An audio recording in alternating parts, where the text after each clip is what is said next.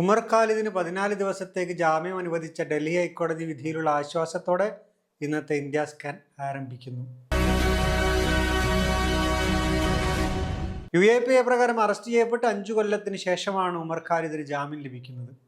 തൻ്റെ സഹോദരിയുടെ വിവാഹത്തിനാണ് ഇപ്പോൾ കോടതി നിബന്ധനകളോടെ ജാമ്യം അനുവദിച്ചിരിക്കുന്നത്. സോഷ്യൽ മീഡിയ ഉപയോഗിക്കരുത്, കുടുംബക്കാരും കൂട്ടുകാരും അല്ലാതെ വേറെ ആരെയും കാണരുത്, വിവാഹത്തിൻ്റെ വേദിയിലും വീട്ടിലുമല്ലാതെ വേറൊരിടത്തും പോകരുത് തുടങ്ങിയ നിബന്ധനകളാണ് ജാമ്യവിധിയിൽ ഉള്ളത്. ആണവോർജ്ജ മേഖലയിലേക്ക് സ്വകാര്യ മേഖലയ്ക്ക് കടന്നുവരാൻ കഴിയുന്ന തരത്തിൽ നിയമം പരിഷ്കരിച്ച് BJP സർക്കാർ. Sustainable harnessing advancement of nuclear technology for India അഥവാ ശാന്തി എന്നാണ് പുതിയ നിയമത്തിന്റെ പേര്. ശൂന്യാകാശത്ത് വരെ സ്വകാര്യ നിക്ഷേപങ്ങൾക്ക് വഴിയൊരുക്കിയ തങ്ങൾക്ക് ഇതൊന്നും വലിയ കാര്യമല്ലെന്നാണ് BJP നേതൃത്വത്തിന്റെ നിലപാട്.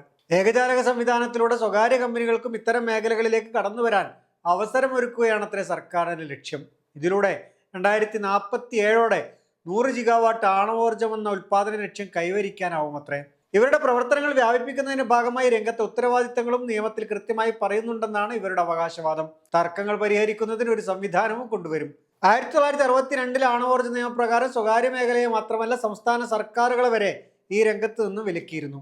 കേന്ദ്ര സർക്കാരിന്റെ കുത്തകയായിരുന്നു ഈ രംഗം. അതുപ്രകാരം nuclear power corporation of India ലിമിറ്റഡിന് മാത്രമാണ് ഈ മേഖലയിൽ അധികാരമുണ്ടായിരുന്നത്. ഇന്ത്യയിൽ 24 ന്യൂക്ലിയർ പവർ റിയാക്ടറുകളും നിയന്ത്രിക്കുന്നത് ഇപ്പോഴിവരാണ്.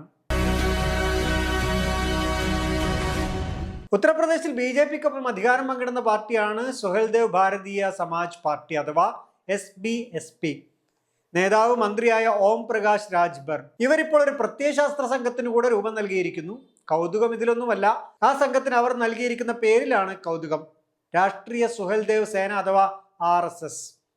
അതായത് ഉത്തർപ്രദേശിൽ ഇനിമേൽ 2 RSS ഉണ്ടാകുമെന്നർത്ഥം. നിലവിലുള്ള RSS കണക്ക് യൂണിഫോമും ഇവർക്കുണ്ട്. കൂടാതെ യൂണിഫോമിന്റെ ഭാഗമായി വടിയുമുണ്ട്. പക്ഷെ BJPയുടെ RSSൽ നിന്നും വ്യത്യസ്തമായി ഇവർ കൂടുതലായി ശ്രദ്ധിക്കുക കരിയർ ഗൈഡൻസിലാണത്രേ. കരിയർ ഗൈഡൻസിൽ എന്തിനാണ് വടി എന്ന് ചോദിക്കാൻ വരട്ടെ. തങ്ങളുടെ വളണ്ടിയർമാർ ട്രെയിനിങ് നേടിയവരാണെന്ന് കാണിക്കാൻ വേണ്ടി മാത്രമാണ് വടി നൽകുന്നത് എന്നാണ് ഇവരുടെ വാദം. 2027 തെരഞ്ഞെടുപ്പ് ലക്ഷ്യം വെച്ചാണ് ഈ സംഗതിയൊക്കെ തട്ടിക്കൂട്ടുന്നത്. പക്ഷേ സംഘടനയുടെ നേതാക്കൾ പറയുന്നത് ഉത്തർപ്രദേശിലെ ഗ്രാമത്തിലെ ഭൂരിപക്ഷം കുട്ടികൾക്കും ഭാവിയിൽ ആരാവണം എന്നതിനെ കുറിച്ച് യാതൊരു ലക്ഷ്യവുമില്ലെന്നും അവരെ വിവിധ മേഖലയിൽ റിട്ടയർഡ് ഉദ്യോഗസ്ഥരുമായി ബന്ധിപ്പിച്ച് നല്ല തൊഴിൽ മേഖലകളിലേക്ക് തിരിച്ചുവിടാനാണ് തങ്ങളുടെ ശ്രമം എന്നുമാണ് ഈ RSSന്റെ സംഘാടകർ അവകാശപ്പെടുന്നത്. അതുകൊണ്ട് തന്നെ ഇതൊരു രാഷ്ട്രീയ സംഘടനയല്ലെന്നും ഇതിന്റെ നേതാക്കൾ അവകാശപ്പെടുന്ന നേതാവ് മറ്റാരുമല്ല SBSPയുടെ സ്ഥാപക നേതാവിന്റെ മകനും പാർട്ടിയുടെ വക്താവുമായ അരുൺ രാജ്ഭർ. കഴിഞ്ഞ ലോക്സഭാ തെരഞ്ഞെടുപ്പിൽ ഗോസി സീറ്റിൽ അരുൺ തോറ്റിരുന്നു. പാർട്ടിക്കാവട്ടെ വലിയ സ്വാധീനം എവിടെയും ചെലുത്താനുമായില്ല. കേഡർമാരായ ആളുകളിൽ പലരും സമാജ്വാദി പാർട്ടിയിലേക്ക് പോവുകയും ചെയ്തു. ഇതൊന്നും ഇനി സംഭവിച്ചുകൂടെന്ന് രാജ്ഭറിന് വാശി ഉണ്ടാവുക സ്വാഭാവികം. അതുകൊണ്ട് അദ്ദേഹം കിഴക്കൻ ഉത്തർപ്രദേശിൽ 25% വരുന്ന അതിപിന്നാക്ക സമുദായങ്ങളെ കൂടെ നിർത്താനുള്ള പെടാപ്പാടിലാണെന്നാണ് വിമർശകർ പറയുന്നത്. അരുൺ ഇത്രയും കൂടി പറയുന്നുണ്ട്, വിവിധ മേഖലയിലുള്ള ഉദ്യോഗസ്ഥർ, അധ്യാപകർ, സർക്കാർ ഉദ്യോഗസ്ഥർ എന്നിവർ ഈ യുവാക്കൾക്ക് മാർഗനിർദ്ദേശം നൽകും. അതുവഴി ഉന്നത ജോലികളിലേക്ക് അവരെ എത്തിക്കും.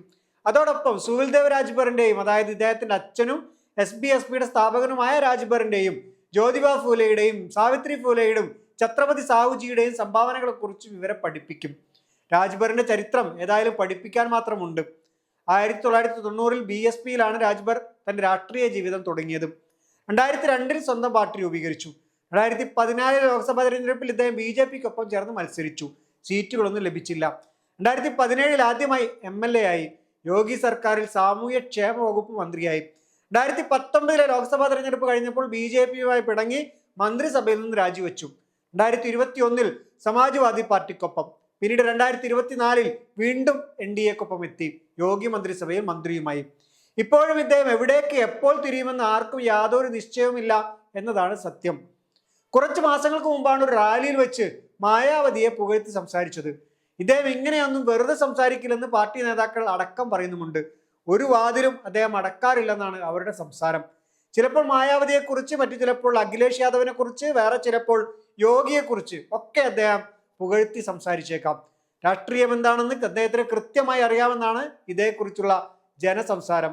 വിലപേശാൻ തങ്ങളുടെ നേതാവിനെ കഴിഞ്ഞ് ആരുമുള്ളൂ എന്ന് അണികളും തറപ്പിച്ചു പറയുന്നുണ്ട്.